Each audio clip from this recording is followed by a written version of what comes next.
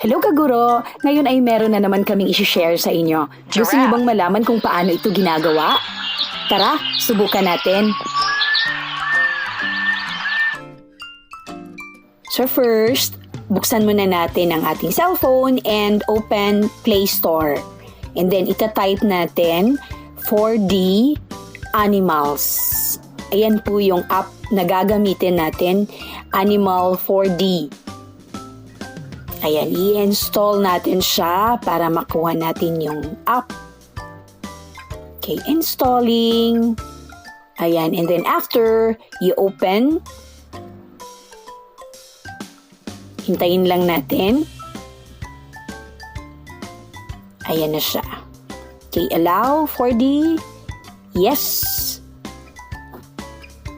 Ayan na. And then, after nyan, babalik tayo sa Google. Kukuha tayo ng kanyang cards. Okay?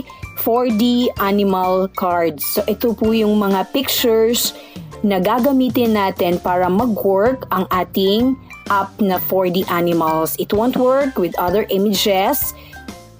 Ayan, these are the examples of 4D animal cards. Ayan. So, ngayon, itatry natin siyang i-print na para subukan natin kung ano yung kinalabasan. So ngayon, ipiprint natin yung mga cards and then pagkatapos, open mo ulit yung 4D animal app. And then, ifocus mo lang yung cellphone. Ayan na siya. Ayan. Turtle. Okay. So, ganyan po yung examples natin. So, ang ganda, no? So, I hope you like it and thank you so much. Please subscribe to our channel. Maraming salamat po.